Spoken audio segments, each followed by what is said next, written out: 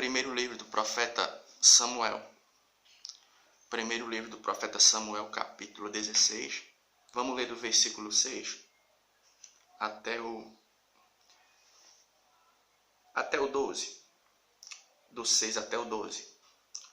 Primeiro livro do profeta Samuel, do 16, capítulo 16, do versículo 6 até o 12. E sucedeu que, entrando eles, viu a Eliabe e disse: certamente está perante o Senhor o seu ungido. Porém o Senhor disse a Samuel: não atentes para a sua aparência, nem para a altura da sua estatura, porque eu tenho rejeitado, porque o Senhor não vê como vê o homem. Pois o homem vê o que está diante dos olhos, porém o Senhor olha para o coração. Então chamou Jessé a Abinadab e o fez passar diante de Samuel, o qual disse: nem a este tem escolhido o Senhor. Então Jessé fez passar a Samar, porém disse: tampouco este tem escolhido o Senhor. Assim fez passar Jessé os seus 7 filhos diante de Samuel. Porém Samuel disse a Jessé: o Senhor não tem escolhido estes. Disse mais Samuel a Jessé: acabaram-se os jovens? E disse: ainda falta o menor. E eis que apacenta as ovelhas. E disse, pois Samuel a Jessé: envia-o e manda-o chamar, porquanto não nos assentaremos em roda da mesa até que ele venha aqui. O versículo 12. Então mandou em busca deles e trouxe. E ele era ruivo e formoso, de semblante e de boa presença. E disse o Senhor: levanta-te e unge, porque este mesmo é. Porque este mesmo é. Vamos ver aqui o versículo 13. Então Samuel tomou o vaso de azeite e ungiu Davi, no meio dos seus irmãos. E desde aquele dia disse o Espírito do Senhor e se apoderou de Davi. Então Samuel se levantou e se tornou a Ramá. Uma reflexão rápida, o que é que já tinha acontecido aqui, quando a gente vai ler o contexto dessa passagem bíblica. Aqui neste momento da história do Velho Testamento, a Bíblia nos mostra que Deus tinha rejeitado o primeiro rei de Israel, que era a pessoa do rei Saul. E aqui, Deus tinha enviado o profeta Samuel até a casa de Jessé, porque seria da casa de Jessé de onde sairia o sucessor do rei Saul, que no caso foi o rei Davi. Agora é muito legal e interessante a gente observar um detalhe aqui desse texto. Qual é? É que quando Samuel, ele chega na casa de Jessé, ele vai vendo os irmãos de Jessé, aliás, os irmãos de Davi, os filhos de Jessé, e Samuel, quando olha para eles assim, rapaz, esse aqui é o rei, é o próximo rei de Israel.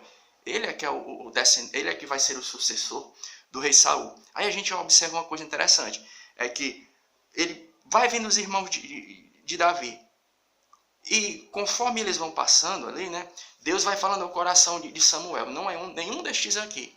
Aí nessas coisas que vão acontecendo, Samuel faz uma pergunta: já se acabaram todos os teus filhos, Jessé? Não, ainda está faltando um, que é o menor, que está cuidando das ovelhas. Aí eles mandam chamar Davi e Deus disse: esse aí. Deus fala para Samuel: esse aí que é o próximo rei de Israel. Então, o que é que a gente vê aqui? Essa coisa do profeta chegando na casa de Jessé, e já olhando, observando a aparência dos irmãos de Davi, dizendo: rapaz, esse cara aí é o sucessor do rei Saul.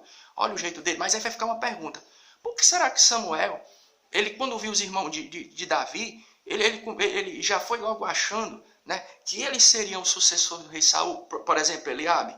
É porque quando a gente vai para o capítulo 9, o versículo 2 do primeiro livro do profeta Samuel, Deus ele vai dar uma descrição de como era o rei Saul. A Bíblia diz que o rei Saul era um cara de alta estatura, um cara de uma presença ímpar, era um cara, como a gente diz aqui no linguajar cearense, é um cara bem parecido, Então, nós podemos dizer e afirmar que quando Samuel ele olha para os irmãos de Davi, ele tinha criado na cabeça dele o quê? Um tipo de padrão. Como esse padrão é assim, olha, se o primeiro rei de Israel, ele era um cara de uma estatura, ele era um cara alto, um cara grande, então com certeza Deus não vai escolher um baixinho não, um cara franzino, sei lá, um cara pequeno para ser o próximo rei de Israel. Ele vai escolher um cara grandão e tal, e coisa do tipo, Mas é interessante que daqui a gente pode responder uma pergunta. Qual é a pergunta?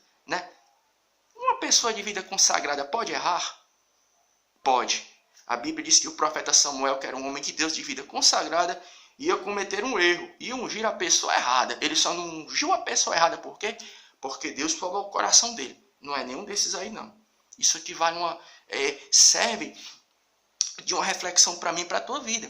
Às vezes a gente acha que pelo fato da gente, às vezes, já ter experiência na caminhada, ter muito tempo, eu me consagro muito, a gente pensa assim, eu não cometo erros, não. Pode cometer um erro, sim. Se a gente não pedir uma direção de Deus, serve para mim que estou falando também. Nós podemos cometer falhas. Por quê? Porque às vezes nós criamos os nossos próprios padrões. Foi o que aconteceu com Samuel. Na cabeça de Samuel, se Davi estivesse ali no meio, com certeza ele não jamais ia imaginar que seria Davi. Entre os maiores e o menor, ele vai...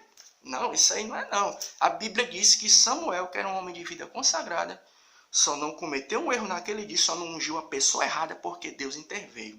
Aí quando tu vai avançar um pouco mais na história da igreja, tu vai ver outro cara que vai quebrar um padrão. O apóstolo Paulo, isso já é no Novo Testamento.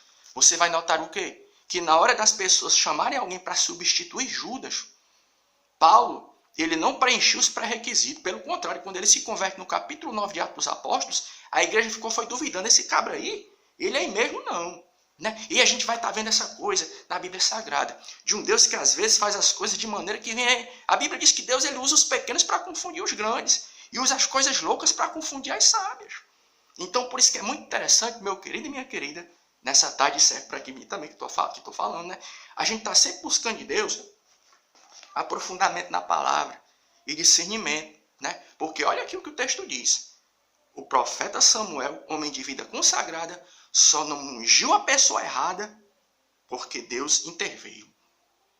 E que Deus em Cristo continue abençoando a minha e a tua vida em nome de Jesus.